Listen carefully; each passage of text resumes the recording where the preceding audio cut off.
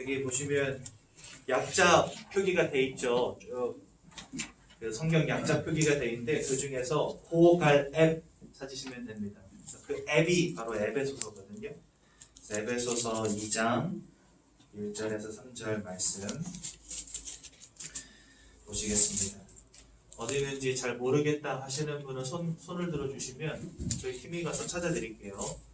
에베소서 1장 1절에서 3절 말씀.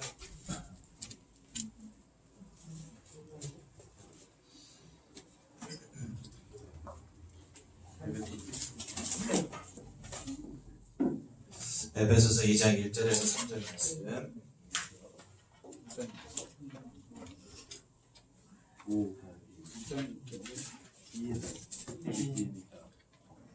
시간 충분하니까요. 천천히 찾아보십시오. 에베소서 2장 1절에서 3절 말씀입니다.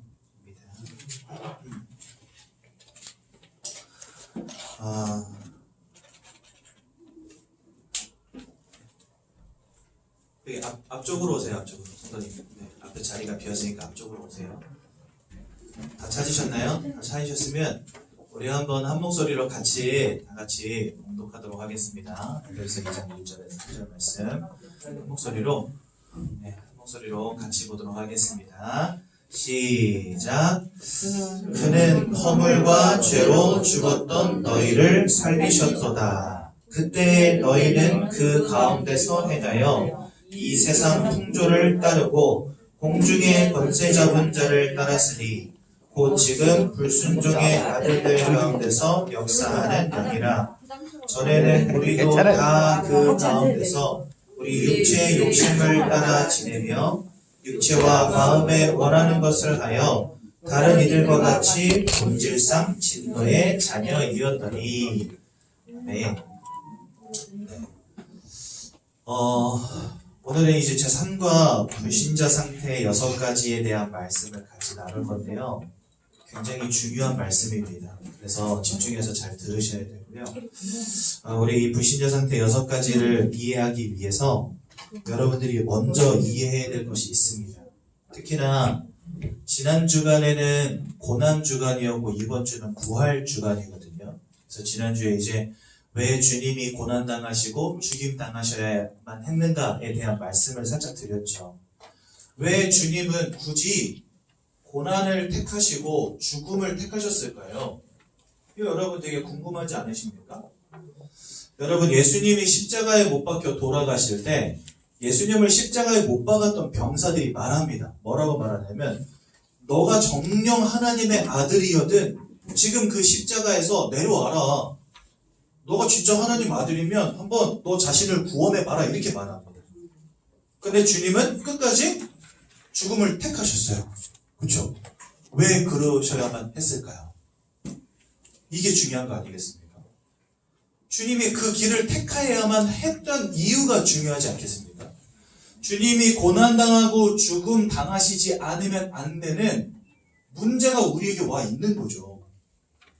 이해가 되셔야 되는데 주님이 이러한 길을 택하신 이유는 이거 외에는 우리를 구원할 방법이 없기 때문에 이걸 택하신 거거든요. 주님께서 우리를 위해서 고난당하시고 죽으신 이유가 무엇입니까? 우리에게 와 있는 인생의 근본의 문제가 있어요. 그 3가지가 뭐냐? 바로 첫 번째는 죄악의 문제입니다. 모든 사람들, 특히 아담의 후손으로 태어나는 모든 사람들은 다 원죄악 속에서 태어나게 되어요. 그래서 로마서에는요 어떤 말이 나오냐면 아담 한 사람으로 인하여 죄가 모든 사람들에게 들어오게 되었고 그 죄로 말미암아 다 사망에 이르게 되었다라고 말씀하십니다. 그러니까 모든 사람이 이 죄악의 문제에 지금 빠져버린 거예요. 그런데 요한일서 3장 8절에 보면 죄를 짓는 자마다 사단 마귀에게 속하였나니 라고 말씀하세요. 그러니까 우리는 다 죄악 가운데서 태어나고 사단에게 사로잡힌 인생이 되었습니다. 그래서 하나님을 알고 하나님과 함께 되는 우리가 더 이상 하나님과 함께 할 수 없는 문제 가운데 빠지게 된 거예요. 이 3가지 문제를 우리는 뭐라고 하냐면 인생의 근본 문제라고 합니다. 주님은 그냥 단순히 여러분들 건강하게 잘 살으라고, 돈 많이 벌고 행복하게 성공하며 살으라고 이 땅에 오신 게 아니라니까요. 여러분들 그냥 공부 좀 잘하게 해주려고 오신 게 아니에요. 저 강남에 아파트 들어가서 살으라고 오신 게 아니란 말이에요. 여러분 돈 벌고 싶으십니까? 그러면은요, 한 시대 성공한 사람들의 자서전을 읽어보세요. 그럼 뭐가 보이냐? 왜 저 사람은 성공했고 나는 왜 실패의 구렁텅이 속에 있는지가 보여요. 저 사람은 어떤 규모를 갖췄고 나는 그런 규모를 갖추지 못했다는 게 보인다니까요. 돈의 흐름을 조금만 읽어주는 책만 읽어도요, 여러분들 돈이 조금 보입니다. 진짜 그렇다니까요. 건강하고 싶으시면요, 매년 병원에 가셔가지고 정기 검진 잘 받으세요. 그럼 암도 미연에 방지할 수 있어요. 그렇죠? 주님이 단순히 여러분들 좀 건강하게 잘 살으라고, 공부 좀 잘하고 잘 살으라고, 돈 좀 벌고 좀 잘 살으라고 그거 겨우 하시려고 오신 분이 아니라는 거예요. 주님이 이 땅에 오셔서 고난당하시고 죽으신 이유는 뭐냐? 여러분들이 아무리 공부하고 돈 벌고 성공해도 절대로 빠져나올 수 없는 인생의 근본 문제 세 가지를 끝내기 위해서 오셨다는 겁니다. 근데 그 방법은 우리의 죄악의 문제를 해결하시기 위해서는요, 나를 위해서 반드시 무엇인가가 죽임을 당해야 됩니다. 그게 죄사함을 받는 유일한 방법이거든요. 그래서 구약시대에는요, 내가 죄를 지을 때마다 사람들이 양과 염소 이런 동물들, 흠과 티가 없는 양과 염소들을 가지고 제사장에게 갑니다. 그럼 제사장이요, 그 양의 머리에다 손을 얹고 기도해요. 성경에 나오는 내용입니다. 다. 머리에다 손을 얹고 뭐라고 기도하냐? 하나님 감사가 오늘 물건을 사기를 쳤습니다. 이 죄가 이 양에게 넘어가게 해주세요 라고 제사장이 기도한 다음에 그 다음에 그 양을 죽입니다. 그러면 내 죄가 양에게 넘어가죠. 그리고 그 죄를 가진 양이 나를 대신해서 죽었기 때문에 그 죄에 한해서는 내가 용서를 받는 겁니다. 무슨 말인지 이해가 되시죠? 그러니까 하나님은 왜 이렇게 양을 잡아서 죄 용서 받는 것들을 계속해서 우리에게 보여주셨을까요? 앞으로 장차 이 땅에 오셔서 여러분들과 저의 모든 죄악을 뒤집어 쓰시고 십자가에 못 박혀 돌아가실 주 예수 그리스도를 기억하라고 하나님 그거 시키신 거예요. 그럼 왜 지금은 양 안 잡습니까? 왜 안 잡을까요, 여러분들? 주님이 2000년 전에 오셔서 십자가에서 우리를 대신해서 이미 죽으셨잖아요. 그 주님이 저와 여러분들의 죄를 십자가에서 끝냈기 때문에 더 이상 양을 잡지 않습니다. 히브리서에 뭐라고 말씀하시냐? 양과 염소의 피로 하지 아니하시고 자기 자신의 피로 속죄를 이루사 단번에 성소로 들어가셨느니라 이렇게 말씀하세요. 그러니까 이전까지는 사람들이 양을 잡고 소를 잡고 염소를 잡아가지고 죄 용서를 받았다고 한다면 이제는 주님께서 십자가 위에서 저와 여러분들의 모든 죄를 단번에 영원히 완전히 끝내버리신 거예요. 그래서 더 이상 죄를 위하여 드릴 제사가 없느니라 성경 말씀하십니다. 죄를 위하여 드릴 제사가 뭐냐? 양을 잡는 걸 말하는 거예요. 그래서 우리는 더 이상 양을 잡지 않는 것입니다. 왜요? 주님이 끝내셨으니까. 그러니까 우리에게 와 있는 이 죄악의 문제를 주님께서 영원히 완전히 단번에 십자가 위에서 끝내버리신 거예요. 그래서 주님은 우리를 위해서 죽으셔야만 했던 것이고 고난 당하셔야만 했던 거예요. 이해가 되시죠? 그래서요, 우리의 죄악을 끝내시고 죄와 사망의 법으로 우리를 올가매고 있었거든요. 이 사단이요. 근데 우리의 죄 문제가 끝나버리니까 더 이상 우리를 올가맬 수 있어요, 없어요? 없는 거예요, 없는 거예요. 그래서 히브리서 2장 14절에는 뭐라고 돼 있냐? 예수님이 우리 인생과 같이 혈과 육을 입고 이 땅에 오심은 죽음을 통하여 죽음의 세력을 잡은 자 마귀를 멸하려 하심이니라. 이래 돼 있습니다. 즉 주님은 우리의 죄를 위해서만 죽어주신 게 아닙니다.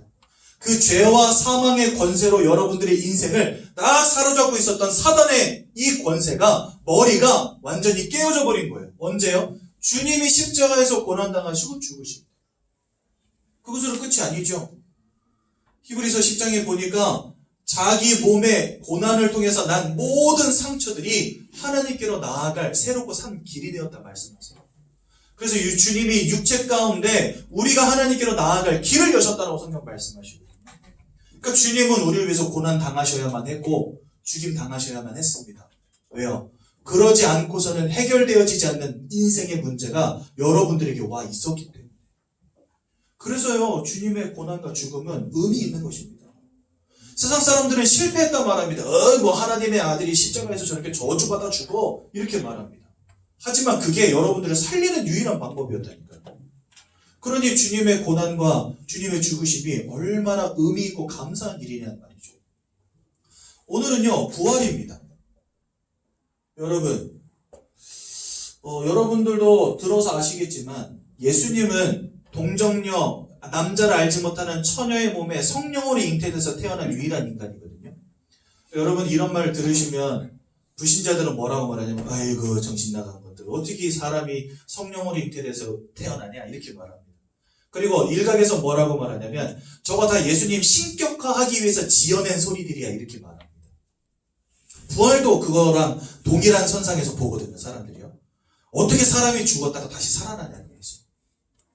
그냥 예수님이 하나님이다 이렇게 말하려고 다 꾸며낸 일이라고 말을 합니다. 근데 여러분, 오늘 제가 드리는 말씀을 잘 들으시고 부활이 어떤 의미를 갖는지를 반드시 캐치하셔야 됩니다. 여러분 보세요. 왜 주님은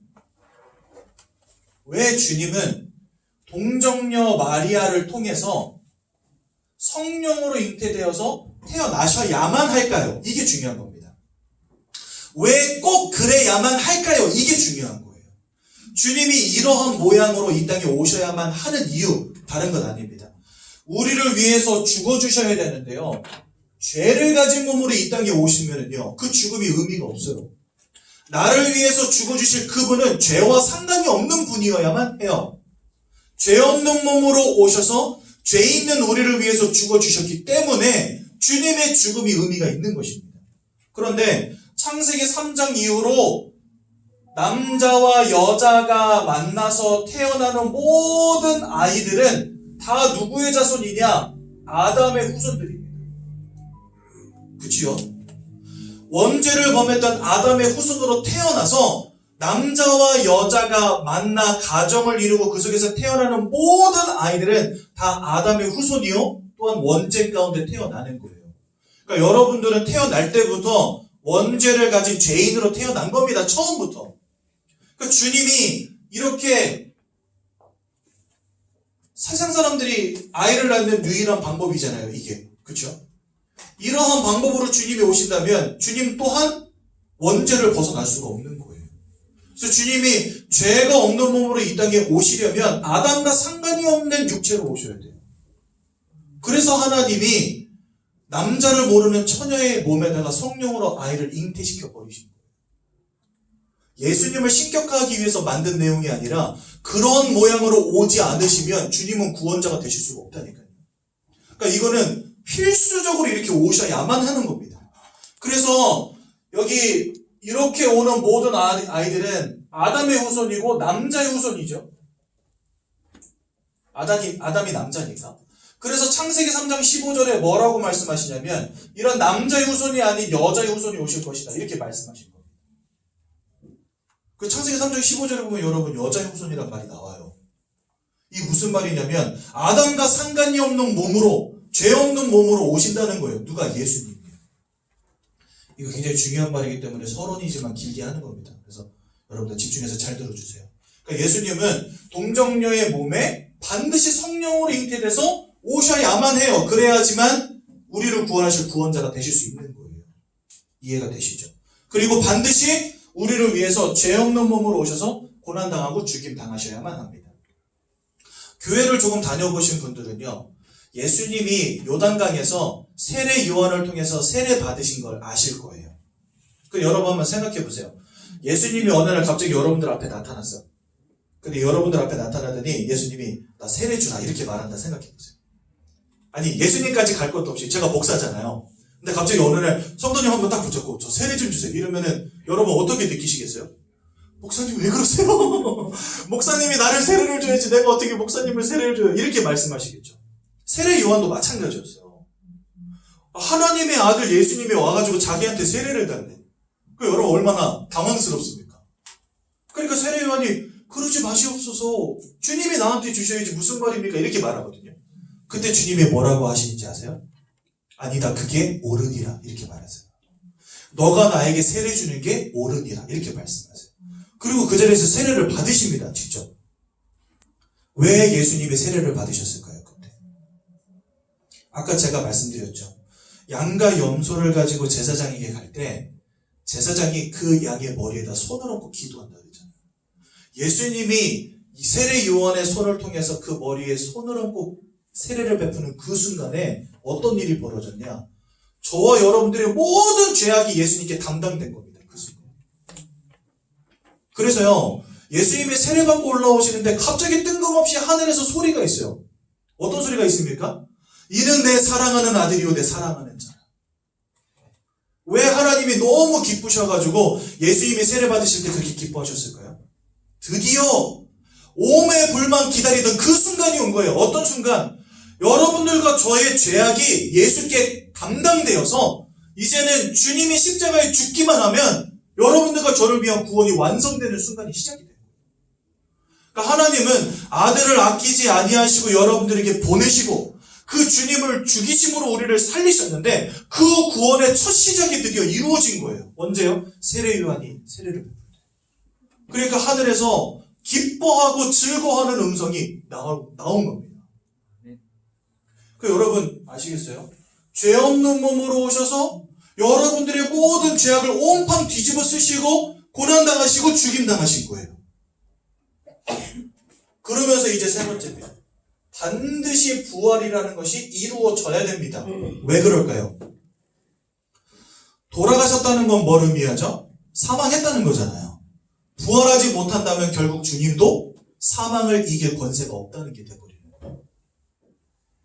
그래서 주님은요 반드시 살아나게 되는 겁니다.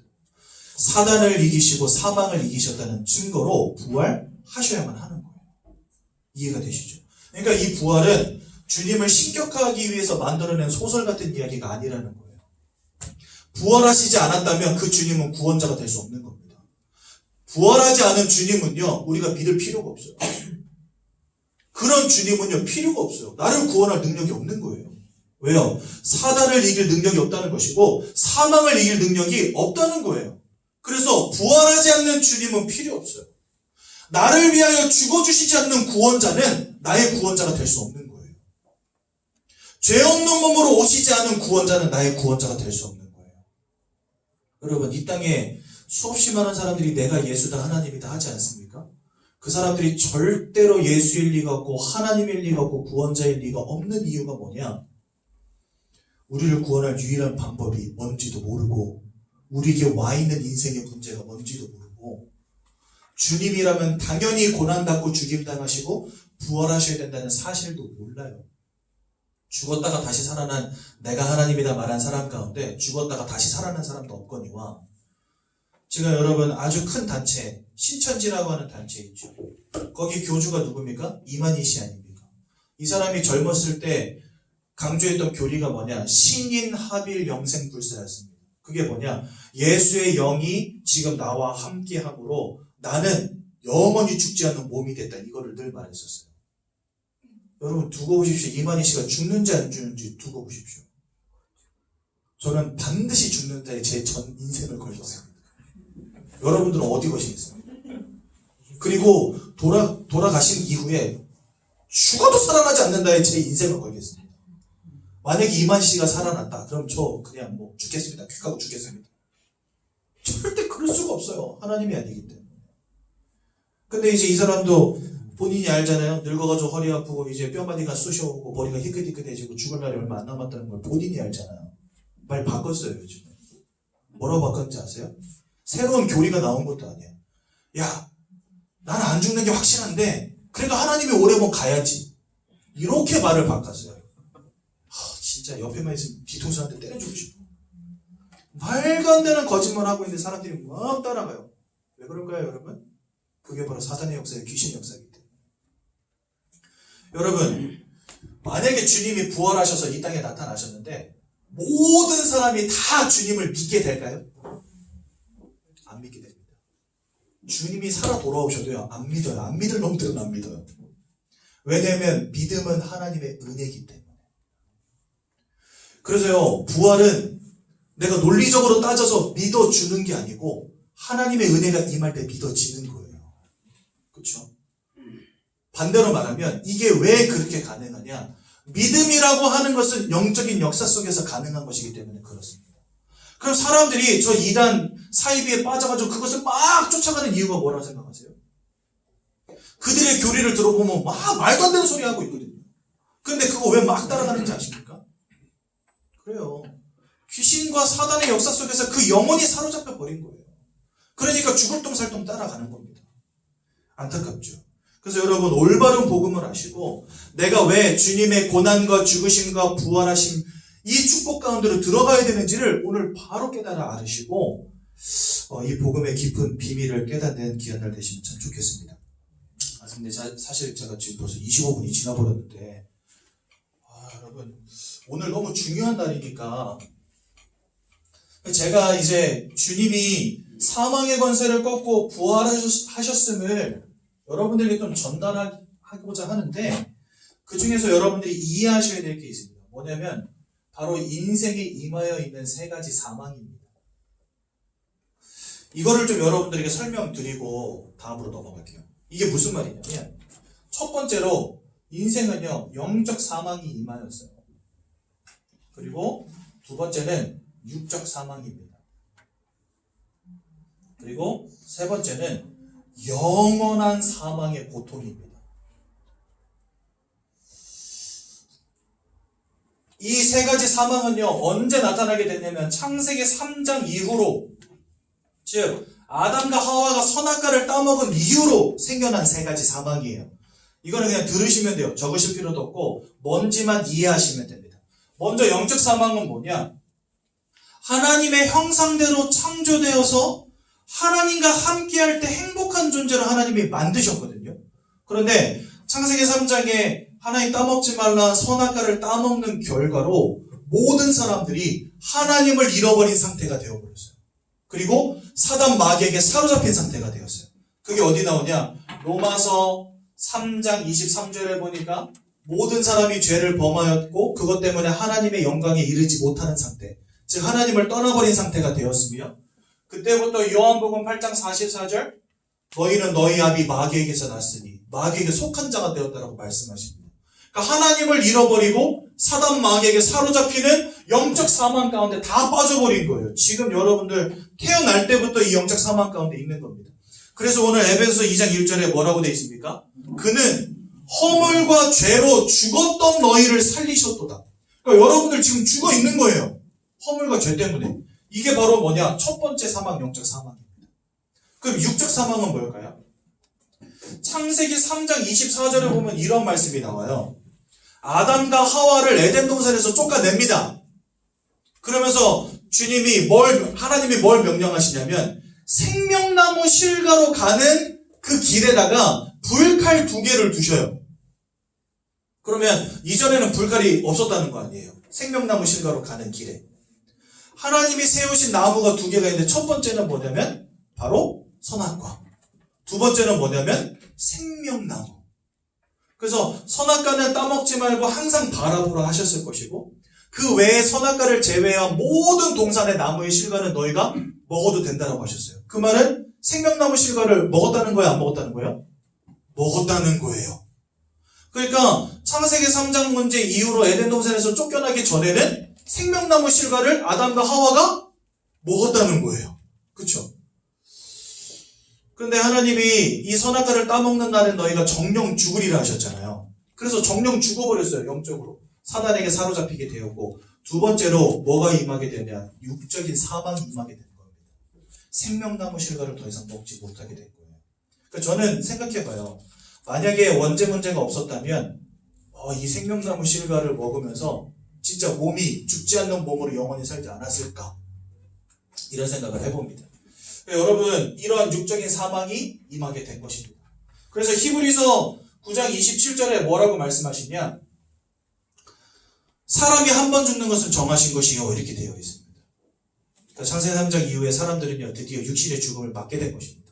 이해가 되시죠? 그 다음에 영원한 사망 고통은 무엇입니까?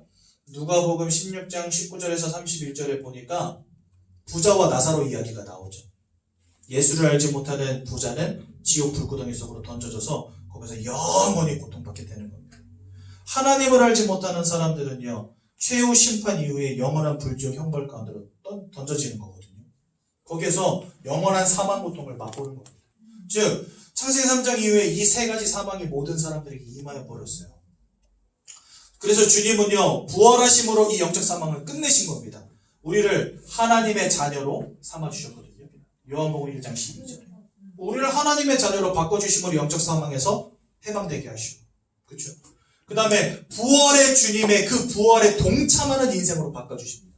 그래서 여러분 마태복음 27장 54절에 보면 어떤 장면이 나오냐면 예수님이 돌아가실 때 잠자던 성도들의 무덤이 열리고 잠자던 성도들이 일어나서 주님이 부활하셨을 때 주님과 함께 각 성에 들어가서 부활의 주님을 증거하는 장면이 나와요. 죽었던 사람들이 일어난다니까요. 그건 뭘 의미하냐? 부활의 주님과 함께 부활에 동참하는 축복을 우리가 받게 된 거예요.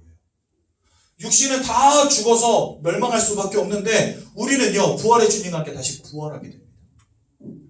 그래서 여러분들도 나중에 주님과 함께 부활하게 됩니다. 여기서 말하는 이 부활은 뭘 말하냐면 주님이 다시 재림하신다 그랬거든요. 다시 이 땅에 심판하러 오시리라 말씀하셨는데 그때 부활의 몸을 입게 됩니다. 여러분들. 성경은 그렇게 우리에게 설명하고 계십니다. 육적 사망을 하나님이 끝내신 거예요. 그래서 요한복음 21장에 뭐라 말씀하시죠? 나는 부활이요 생명이니 나를 믿는 자는 죽어도 살겠고 물은 나를 살아서 믿는 자는 영원히 죽지 아니하리라. 예수님 이렇게 말씀하셨거든요. 그러니까 우리는요 육적 사망과 상관이 없는 앞으로 부활의 몸을 입게 될 영원히 사는 존재, 이 축복 가운데 들어가게 된 겁니다. 또 세 번째 영원한 사망 고통 어떻게 됐습니까? 주님이 우리를 대신해서 고난당하시고 죽임당하시고 3일간 지옥 스월에 내려가셨다고 말씀하셨잖아요. 그렇죠? 그러니까 우리가 당해야 될 고난과 고통과 사망, 그 다음에 지옥 형벌, 이 모든 것들을 주님이 다 끝내신 겁니다. 그리고 부활하신 거죠. 그래서 주님의 부활은요 이렇게 우리에게 임하여있는 영적 사망과 육적 사망과 영원한 사망 고통을 끝내신 사건인 것입니다. 그래서 주님은요 부활하셔야 되는 거예요. 그렇죠? 오늘 주님의 고난과 죽으심과 부활 이 내용 가지고 저에게 허락된 시간을 다 썼거든요. 근데 너무 중요한 거라서 오늘 제가 좀 설명을 드렸어요. 오늘 내용은 너무 중요하니까 녹화된 것이 유튜브 계정으로 올라갑니다. 제가 매주 녹화해서 매주 올리고 있는데 이거 여러분들 링크 제가 새거족부에 올려드리면 궁금하신 분들은 다시 들어가서 다시 한번 들으세요. 지금 아마 방대한 내용의 메시지를 지금 갑작스럽게 막 들으셔가지고 정신이 하나도 없으실 거예요. 근데 차근차근 한번 다시 들어보십시오. 왜냐하면 이게 복음의 핵심이기 때문에 그래요. 이거 모르고 교회 다니면 안 됩니다, 여러분.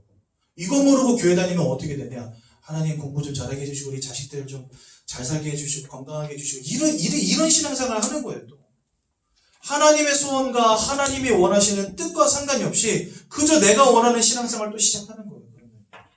그래서 내가 축복받으려고 예배하고 내가 축복받으려고 헌금하고 내가 축복받으려고 기도하고 하나님이 원하시는 신앙생활을 하지 않고 자꾸만 내가 원하는 내가 바라는 신앙생활을 하게 돼요. 그러니까 우리 새가족분들은요 잘 아셔야 됩니다. 정확한 복음을 아시고 하나님의 소원을 이루어가는 신앙생활을 하셔야 됩니다. 그러려면 내용을 잘 아셔야 돼요. 그렇죠? 요 세 가지는요 뭐 어디에 뭐 교리적으로 있기야 있겠죠. 근데 이게 조직신학에 보면 나오는 내용들인데 제가 그냥 정리해서 여러분들 알려드린 거예요. 그래서 뭐 저희 교회만 쓰는 그런 단어들은 아닙니다. 네. 혹시나 해서 말씀드립니다. 그냥 성경에 나타난 이런 뭡니까 죄라든지 사망이라든지 사단의 역사라든지 우리의 영적 상태라든지 이런 것들을 종합해 볼 때 우리에게 지금 임하여 있는 세 가지 사망입니다. 근데 이것을 주님께서 십자가에서 다 끝내시고 부활하셨다는 거예요. 그러니 주님의 부활이 얼마나 의미 있는 것이고 실제적으로 그 부활 사건이 없었다면 여러분들은 지금 이 시간이 가장 헛된 시간인 거예요. 그렇죠? 남들 다 놀러 가는데 어저께 비가 와가지고 벚꽃은 다 떨어졌지만 그렇죠? 지금 뭐 산으로 들러 강으로 바다로 신나게 놀고 다니고 있을 텐데 여러분은 뭐 한다고 이 좋은 날 여기까지 오셔가지고 이렇게 시간 보내고 계십니까? 주님의 부활이 없다면 여러분들은 제일 쓸데없는 시간을 보내시는 거예요. 지금. 주님의 고난과 죽으심이 없었다면 여러분들은요 허황된 시간을 보내고 계시는 거예요. 지금. 그런데 나의 인생을 끝내신 주님의 고난과 죽으심과 부활이 진짜 있었다면 세상 그 누구도 누리지 못하는 최고의 축복을 여러분들 지금 누리고 계신 겁니다. 네. 이 놀라운 사건을 내가 지금 듣고 믿어진다는 게 얼마나 큰 축복인지 몰라요. 자, 여러분들 지난주는 제가 고난과 죽음에 대한 것들을 서론에 좀 말씀드렸고 오늘은 부활에 대한 것을 말씀드렸거든요. 그래서 지난주 메시지, 이번 주 메시지 제 녹화된 영상들을 꼭 보시면서 다시 한번 정리해 보세요. 굉장히 중요합니다. 그 왜 주님은 이렇게 복잡하게 성령으로 잉태돼서 오셔야만 했고 또 십자가에서 저 저주스러운 십자가에서 죽으셔야만 했고 또 남들은 하지도 못하는 부활을 하셔야만 했습니까? 그것을 이해하기 위해서 우리는 오늘도 복음 메시지를 들어야 되는 거예요. 하나님께서 사람을 창조하셨습니다. 성경은 그렇게 말씀하십니다. 세상은 원숭이가 사람 되었다라고 말합니다. 요즘에 하도 원숭이가 사람 된 걸로 욕을 하니까요. 사람들이 이제 말을 바꿨어요. 원숭이가 사람 된 게 아니고 유인원이 사람이 된 것이지 원숭이가 사람 된 게 아니라면서.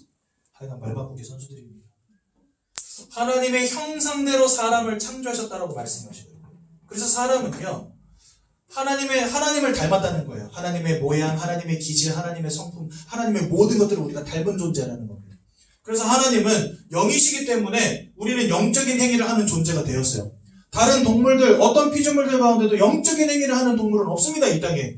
하지만 이상해요. 사람은 어디 가서 빌고 절하고 드리고 막 찬양하고 예배하고 난리를 칩니다. 왜 그럴까요? 영적 존재이기 때문에 그래요. 여러분들 한 번이라도 내가 영적 존재다 이런 생각 해보신 적 있습니까? 마음을 갖고 생각을 가진 존재인 거는 누구나 알아요. 이성을 가진 사람이 동물이라는 거 누구나 알아요. 육체를 가졌다는 거 누구나 알아요. 그래서 사람들은요. 건강에 좋은 음식 먹고 내 정서에 좋은 책을 읽고 여행을 가고 영화를 봅니다. 그런데 내가 영적인 존재라는 건 몰라요. 아무도 몰라요. 내가 영적인 존재라는 거. 근데 하나님은 우리를 처음부터 영적 존재로 만드셨어요. 그리고 하나님은 이 땅을 창조하신 창조주이시기 때문에 여러분들에게는 다른 피조물들에게 없는 창조의 능력을 가진 유일한 존재들입니다. 뭔가를 자꾸 만들어내요. 그렇지 않습니까? 이제는요, 여러분 앞으로 300년 안에 어떤 일이 벌어지냐? 우주에 나가 사는 일이 벌어질 거예요. 진짜요. 앞으로는 어떤 일이 벌어지냐? 화성에 이주해서 사는 사람들이 생겨날 거예요. 그거를 인간들이 해낸다니까요. 왜 가능할까요? 창조의 능력을 가졌어요, 인간은요. 참 희한하죠. 이게 무슨 학습으로 되어지겠습니까? 가르친다고 되는 겁니까, 창조가? 아니잖아요. 그냥 인간들은요, 뭔가를 맨날 만들어냅니다. 막 신나게 만들어내요. 여러분도 오늘 아침에도 뭔가를 만들어내고 오셨어요. 뭐 만드셨어요? 요리하셨잖아요, 요리. 밥을 만들어내고 음식을 만들어내고. 아무튼 사람들은 만들어냅니다. 그렇죠? 그럼 왜 사람은 이렇게 특별한 존재로 지음받았을까요? 거기 이유가 있습니다. 그 이유는 뭐냐? 생명을 누리라고, 그 다음에 하나님 주시는 축복을 누리라고 이렇게 만드신 거예요. 여러분, 제가 어렸을 때 우리 집에서 돼지를 한 마리 키웠어요. 돼지 우리가 얼마나 하냐면 딱 요만해요. 딱 이만해요, 진짜. 이만해가지고 움직일 수도 없고 할 수 있는 거는 누웠다가 일어나고 밥 먹는 것밖에 못하는 아주 쬐끄만 돼지 우리예요. 그런데요, 이 돼지가 얼마나 웃기냐면요, 지가 싼 오줌과 똥 위에 누워서 자거든요. 근데 아침마다 밥을 갖다 주면 얼마나 좋은지요. 여러분들 돼지도 좋으면 꼬리 흔드는 거 아십니까? 이거는 돼지 안 키워본 사람은 모르거든요. 꼬리는 개만 흔드는 줄 아는데 돼지도 기분 좋으면 그 짧은 꼬리를 막 이러고 흔듭니다. 그러니까 아침마다 제가 밥을 갖다 주는데 밥을 갖다 주면 얘가 좋다고 꽉 하면서 꼬리 흔들어요. 여러분 생각해보세요. 만약에 여러분들 누가 한 평짜리 방에다가 가다 놓고 그냥 대소변 거기서 보라고 휴지 집어 넣어준 다음에 아침마다 밥 한 끼씩 넣어준다 생각해보세요. 그러면 여러분들 무슨 생각하죠? 올드보이라는 영화 보신 분 계시죠? 10년 넘게 만두만 먹던 사람이 나중에 나와가지고 복수한다고 다 죽이잖아요. 여러분들 만약에 1평짜리 방에다가 그렇게 가다 놓고 밥만 준다 생각해보세요. 그럼 여러분들 행복하시겠습니까? 와, 씨, 나 일 안 해도 밥이 와. 나 돈 안 벌어도 밥이 나오네. 오. 집이 무려 한 평이라도 이러면서 행복하시겠어요, 여러분들? 사생결단 내겠죠. 나를 가둔 놈을 죽이겠다면서. 근데 돼지는 안 그래요. 그러고 살면서도요, 밥 갖다 주면 좋다고 꼬리 흔든다니까요. 여러분, 왜 사람을 하나님이 특별한 존재로 만드셨냐? 하나님과 함께하며 그 속에서 생명과 축복을 누리라고 하나님 그렇게 만들어 두신 거예요. 개, 돼지, 고양이, 소 이런 동물들은요, 조금만 살아갈 수 있는 환경만 조성되면요, 별 문제가 없습니다. 하지만 사람은 그렇지 않아요. 사람은요, 기본적으로 욕구가 굉장히 강합니다.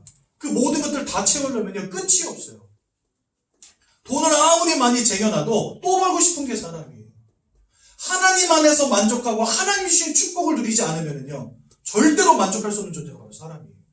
그래서 하나님이 우리에게 참된 축복과 참된 생명의 축복을 누리게 하시려고 우리를 특별한 존재로 만드셨는데, 예를 들어서 물고기를 지으실 때 하나님이 물고기에게는요 물이라고 하는 절대적인 원리를 주십니다. 나무는 어떻습니까? 땅에다가 뿌리를 내리고 살게 만드십니다. 새는 어떻습니까? 저 공중을 날아다니게 만드셨습니다. 이게 뭐냐? 피조물들을 지으시고 절대적인 원리를 하나씩 주셨다는 겁니다. 이 원리는 뭐냐면 생명을 누리는 원리입니다. 만약에 물고기가 물을 잃어버렸다 그러면 그 물고기는 죽은 거지요. 물 밖에 나와 있는 물고기 보면서 아우 쟤 목마르겠다 생각하십니까? 아니면 아이고 저거 죽었구나 생각하십니까? 물을 잃어버린 물고기가 그냥 죽는 거예요. 그러니까 이것은 생명과 관련된 원리인 것입니다. 나무가 땅에서 뿌리 뽑혔다 살 수 없죠. 새가 날개가 꺾였다 살 수 없습니다. 그렇다면 여러분 사람에게 주신 원리는 무엇일까요? 여러분들 좋아하는 돈, 건강, 자녀, 성공 이런 것도 한번 보시고, 여러분들 돈 대박 벌다가 어느 날 다 잃어버렸어요. 그럼 돈 잃어버린 사람 보면 아이고 저 사람 죽었구나 싶습니까? 아니죠. 아이고 좀 힘들겠다. 다시 일어서세요. 이렇게 말하지 죽었군요. 이렇게 말합니까? 아니잖아요. 돈도 잃어버릴 수 있고 건강도 잃어버릴 수 있고, 죄송합니다, 자녀도 사고로 잃을 수도 있고, 그렇죠? 성공도 잃어버릴 수 있어요. 하지만 이거 잃어버렸다고 해서 그것이 바로 사망과 직결되진 않습니다. 즉 물고기에게 물 같은 존재들이 아니라는 거예요. 이것들은요.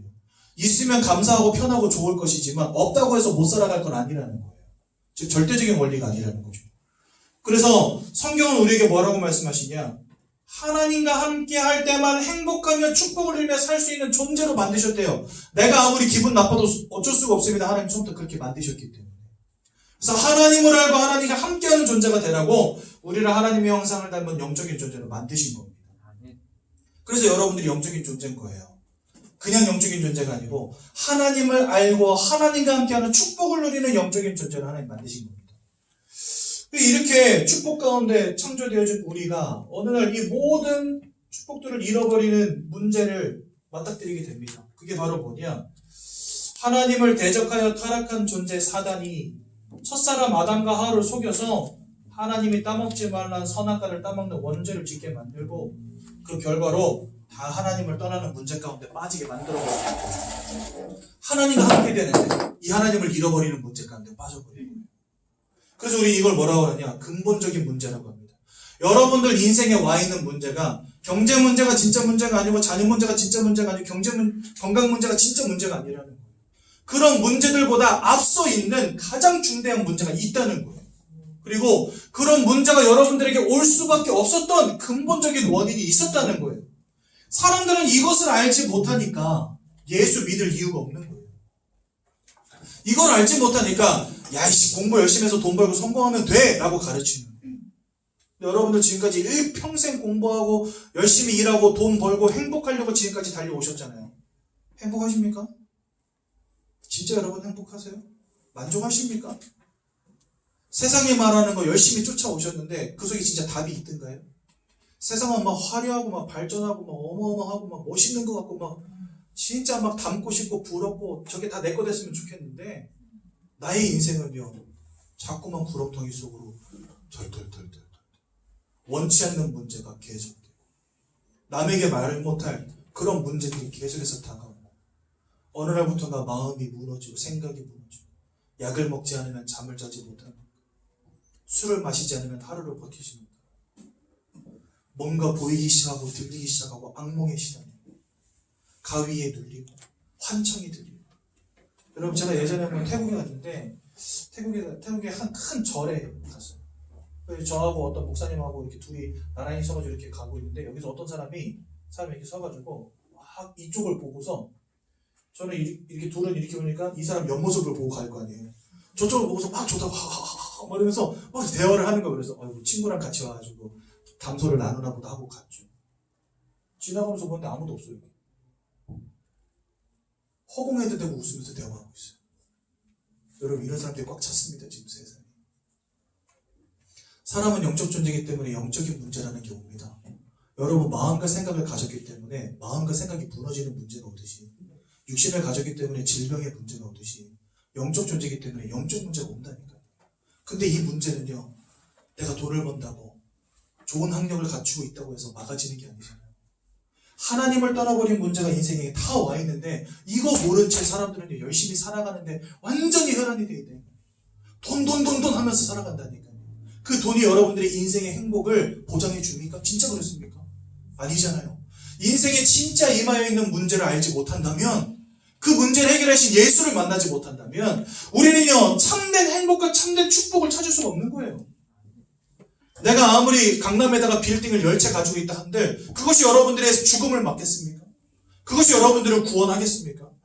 아니죠. 이 땅 살아가는 동안은 호의호식하면 뭔가 누리겠지만 여러분들에게 찾아오는 영적인 문제, 마음과 생각의 문제 막아주지 못한다니까요. 왜 서울의 강남에 있는 저 펜트하우스 이런 데 살면서 아줌마들이 우울증약 먹고 있습니까? 돈이 없습니까? 차가 없습니까? 집이 없습니까? 재산이 없습니까? 모든 걸 다 가졌는데 왜 행복이 없을까요?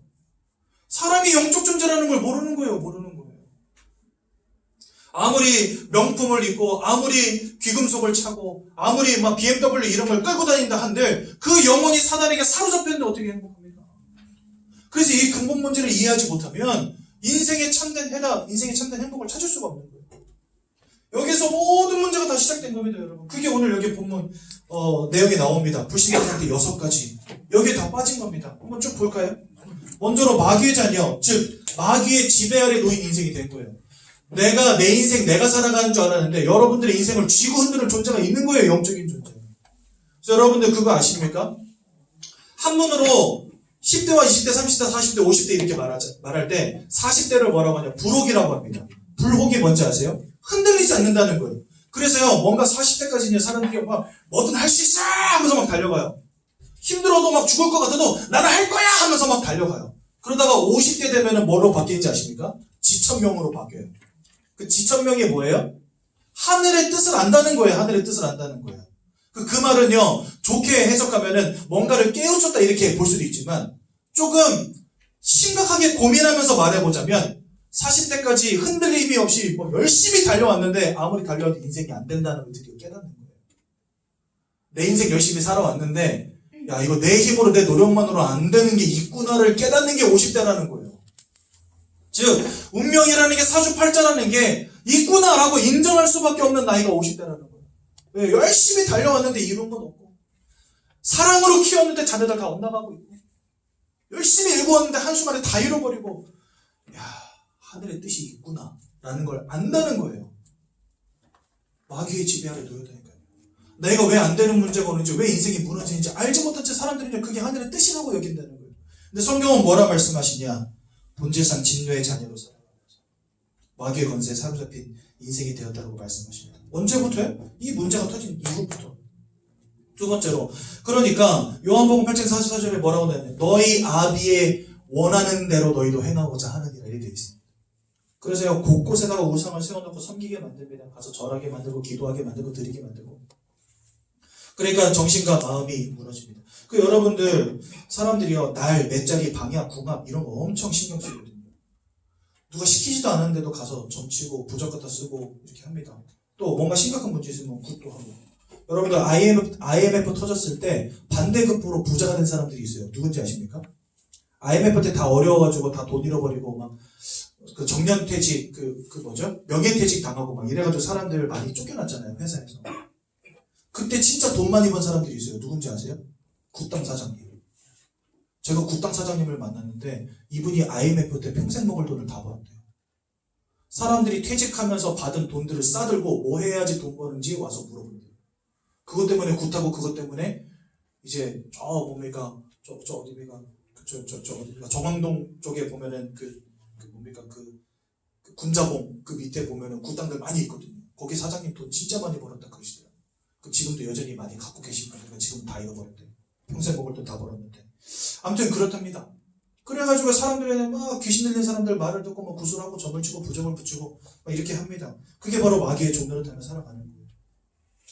고린도전서 10장 20절에 보니까 그게 귀신과 교제하는 것이니라 성경 말씀하시고. 그러니까 나는 축복받으려고 불행을 막아보려고 했는데 그 모든 것들이 결국 나의 인생을 무너뜨리고 있는 거예요. 여러분 제가 다음 주 주일날 한 청년, 여자 청년 하나를 만납니다. 이제 34살 됐는데 이 아가씨가 뭐가 왔냐? 예, 방송 연예계 쪽에서 일을 하는 거예요. 방송 연예계가 아니고 연기하는 연기 지망생들을 연기를 가르치는 선생님을 하고 있는 거예요. 근데 이분이 어느 날부터 그러니까 잠을 잘 못 자고 잠이 들었다면 꿈을 꾸는데 어떤 꿈을 꾸냐? 예지몽을 자꾸 꾸는 거예요. 예지몽을 꾸는데 그게 다 맞아. 그래가지고 너무 이상하다. 막 요즘 너무 힘들고 그래가지고 무당을 찾아간 거예요. 그랬더니 당신 뭔가 기운이 있다 이런 이야기들. 그래서 지금 조만간 누름굿을 하기로 하고 왔다는 거예요. 누름굿이 뭐냐? 이 기운이 더 뻗쳐가지고 무속인 되기 전에 이 기운을 눌러주는 굿을 누름굿이라고 합니다. 백날 눌러봤자도 소용없습니다. 이 귀신의 역사 막을 수 없어요. 누름굿 한다고 눌러지는 게 아니에요. 결국은요 신 받아야 됩니다. 그래서 그분이 어떻게 연결이 돼가지고 다음 주에 만나기로 했어요. 주일날 예배 다 끝나고 오후에 만나기로 했거든요. 이런 사람들 널렸어요 여러분. 그분 진짜 예수 믿고 해방되도록 여러분 기도해 주십시오. 이게 바로 마귀에게 종로로 타는 겁니다. 그러면서요 정신과 마음의 문제에 시달립니다. 불안, 불평, 허무, 정신병, 노예의제, 불면증, 우울증, 악몽, 환청, 귀신을 보는 등의 문제. 그래서 만족과 평안과 행복과 기쁨과 감사가 없는 인생. 여러분들의 인생 아닙니까? 저도 이렇게 살았고요. 육신과 또 질병의 문제 가운데 시달립니다. 내가 원치 않는 불치병, 우한, 질고, 사건, 사고, 중독, 실패, 이혼, 자살과 같은 인생에 안 되는 문제가 계속 오는 거예요. 나는 원한 적 한 번도 없는데. 그러면서 나중에 죽어서는 하나님의 최후 심판 이후에 지옥 형벌 가운데 던져질 수밖에 없는. 그리고 여러분들의 후대도 여기서 자유로울 수 없다는 겁니다. 이게 바로 뭐냐? 불신자들의 삶을 6가지로 조목조목 정리해 놓은 거예요. 근데 여러분들 여기 보면 되게 재미있는 게 있습니다. 첫 번째는 마귀의 자녀, 우리의 영적 신분을 말하죠. 그 다음에 그 마귀의 역사 속에 살아가는 인생이 나오죠. 그러다 보니까 우리의 마음이 무너지고, 그 다음에 우리의 삶이 무너지고, 우리의 내세가 영원한 지옥 형벌 가운데 던져지게 된다. 즉 여러분들의 전 인생을 여기다 담아놓은 겁니다. 지금. 이게 왜 시작되었냐? 여기서 시작된 거예요. 여기서. 여러분 지금 돈 벌 때가 아닙니다. 돈 벌지 말라는 게 아니고 여러분들 지금 빨리 예수를 믿으셔야지. 내 돈 문제 언제 해결되지? 내 경제 문제 언제 해결되지? 내 건강 문제 언제 해결되지? 지금 그거 고민할 때가 아니에요. 여러분들의 인생을 사로잡은 이 근본 문제 빨리 해결하셔야죠, 오늘. 근데 나의 힘으로 안 되기 때문에 하나님이 그 동정녀 마리아의 성령으로 잉태돼서 죄 없는 몸으로 이 땅에 오셔서 고난당하시고 죽으시고 부활하신 예수님을 보내주신 겁니다. 무엇으로요? 여기서 빠져나오는 유일한 길로 보내주신 거예요. 요한일서 3장 8절에 보니까 죄를 짓는 자마다 마귀에게 속하여 있지만 하나님의 아들이 나타나신 것은 이 사단의 모든 권세를, 머리를, 사단이 하는 모든 일을 끝내기 위함이니라. 그래서 예수님은 사단의 권세를 이기신 참 왕이 되시고요. 로마서 8장 1절에서 2절에 보니까 예수 안에 있는 자는 결코 정죄함이 없나니 더 이상 죄인이 아니라는 겁니다. 예수 안에 있는 생명의 성령의 법이 죄와 사망의 법에 묶여있던 너희를 해방하였기 때문이라 말씀하십니다. 그래서 예수님은요, 여러분들의 죄악의 문제를 끝내신 참 제사장이 되십니다. 요한복음 14장 6절에 보니까 내가 곧 길이요 진리요 생명이니 하나님을 떠나버린 너희가 나를 통하지 않고는 아버지께로 올 자가 없느니라 말씀하십니다. 그래서 주님은 여러분들에게 하나님을 만나는 길을 열어주신 유일한 참 선지자가 되시는 겁니다. 이분이 2000년 전에 오셔서 고난당하시고 죽임당하시고 보혈을 흘려주시고 여러분들을 구원하시고 생명을 주시려고 부활하신 것입니다. 그 예수님은 우리 누구라고 부릅니까? 바로 그리스도라고 부르는 겁니다. 그래서 예수 그리스도 하는 것입니다. 이 그리스도라는 말의 의미가 이 세 가지를 이루신 분이란 뜻입니다. 기름 부음 받은 자라는 뜻이에요. 그 그리스도가 바로 예수입니다. 이 예수를 믿고 마음에 영접할 때 여러분들이 누구의 자녀 되는 것입니까? 하나님의 자녀 되는 것입니다. 더 세부적으로 말하자면 이 문제로부터 해방되는 것입니다. 더 정확히 말하자면 최후의 심판받고 지옥 불구덩이 속에 던져질 수밖에 없는 인생이 이제는 예수의 은혜로 구원받아 저 천국에 이르는 하나님의 자녀로 바뀌어지는 것입니다. 돈이 들어가는 것도 아니고 시간이 들어가는 것도 아니고 여러분들이 그저 이 사실을 믿고 영접하면 하나님의 자녀 되는 권세를 주신대요. 거저 주시는 건데 거부할 이유 있습니까? 없죠. 제가 현장에서 전도할 때 제일 안타까운 분들이 누구예요? 큰 설명하고 예수 영접하세요 그랬더니 고민 좀. 아니 고민할 게 따로 있지 이게 무슨 이게 고민할 일입니까? 복 기다리겠어요. 빨리 합시다. 이렇게 해야 되는 거 아닙니까? 원래. 근데 고민 좀. 그리고 다음에 이런 분들 많이 계세요. 다음은 없습니다. 여러분들은 어떠십니까? 고민하시겠습니까? 고민할 시간 필요하십니까? 다음에 하시겠습니까? 정말 안타까운 거죠. 이걸 뭘 다음에 합니까? 지금 믿고 영접하기만 하면 하나님의 자녀 된다는 거예요. 믿고 영접하기만 하면 저 인생의 근본의 문제로부터 해방시켜 주시겠다는 거예요. 뭐가 문제입니까? 여러분 오늘 이 시간에 이 예수님을 마음속에 영접하시고 하나님의 자녀 되십시오. 이 놀라운 축복을 오늘 이 시간에 누리십시오. 다음이 아니라 고민해 볼 게 아니라 지금 당장 만나십시오. 하나님이 여러분들의 마음의 문을 톡톡톡 두드리고 계십니다. 뭐 하시려고요? 여러분들에게 이 구원의 축복을 주시려고. 그래서 오늘 예수를 만나시고 운명과 사주팔자에서 해방되어지는 놀라운 축복 누리시기 바랍니다. 저희가 영접기도문이라는 거 나눠드려요. 새로 오신 분들에게. 왜냐하면 이 영접은 너무나 중요하고 멋진 순간이기 때문에. 그래서 여러분들 거기다 여러분들 성함과 그 다음에 생년월일 영접이 오늘은 4월 4일입니다. 2021년도 4월 4일 다 적어보십시오. 적어보시고 여러분 예수님이 내 인생에 임하시는 이 순간이 여러분들이 운명과 사주팔자에서 빠져나오는 순간이요. 사단의 권세와 죄와 사망의 이 권세에서 해방되어지는 놀라운 순간입니다. 그래서 우리가 그날을 기억하고자 이 영접 기도문을 작성하는 것입니다. 그래서 이거 적어주시고요. 네, 오늘 2021년도 4월 4일입니다. 이 시간 예수님을 영접하는 기도를 우리 함께 하나님께 올려드리겠습니다. 로마서 10장 10절에 보니까 너희가 마음으로 믿어 의에 이르고 입으로 시인할 때 구원에 이르느니라 이렇게 말씀하십니다.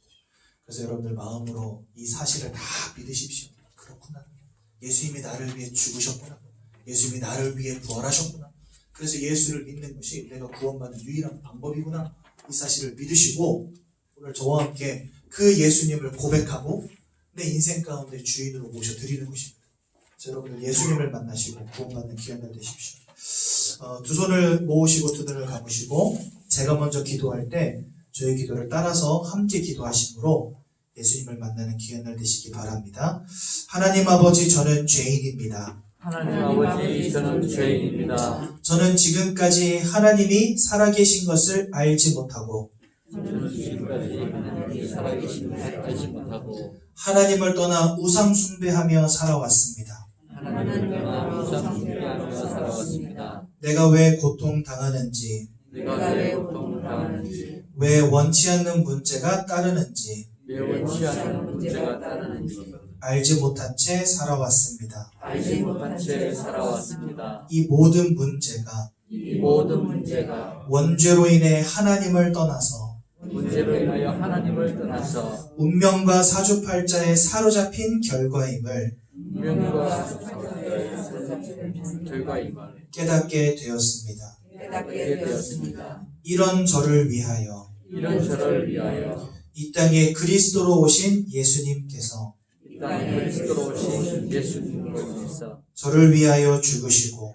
저를 위하여 죽으시고 부활하심으로 부활하심으로 저를 구원하신 것을 믿고 저를 구원하신 것을 믿고 제 마음속에 영접합니다. 제 마음속에 영접합니다. 이 시간 제 마음속에 이 시간 제 마음속에 제 인생의 주인으로 구주로 제 인생의 주인으로 구주로 임하여 주셔서 임하여 주셔서 저를 구원해 주시고 저를 구원해 주시고 하나님의 자녀 삼아 주옵소서. 하나님의 자녀 삼아 주시옵소서. 저를 구원하신 예수 그리스도의 이름으로 기도드립니다. 저를 구원해 주신 예수의 이름으로 기도드립니다. 아멘. 제가 한번 기도하고 말씀 마치겠습니다. 하나님, 오늘도 우리가 복음의 말씀을 들었습니다. 주님이 왜 고난당하고 죽으셔야만 했으며 돌아가신 지 3일 만에 부활하시지 않으면 안 됐는지 그 이유를 깨닫게 하심 감사합니다. 우리 인생의 절대적인 근본의 문제를 주님께서 십자가에서 완전히 끝내시고 다 이루었다 하신 그 말씀이 무엇인지 알게 하심 감사드립니다. 일평생 하나님의 자녀로 이 땅 가운데 살아가면서 하나님 주시는 최고의 축복 누리게 하시고 이 복음의 복된 소식을 모든 사람들에게 증거하는 전도자 인생 되게 하옵소서. 예수님의 이름으로 기도드렸습니다. 아멘. 이 시간에 수료하신 성도님 한 분 계셔서 수료증 전달하고요. 우리 새롭게 오신 우리 새가족분들 계셔서 잠시 소개하는 시간 갖도록 하겠습니다. 우리 안남순 성도님 잠시 해주시죠. 수료증 전달하겠습니다. 수료증 성명 안남순 성도.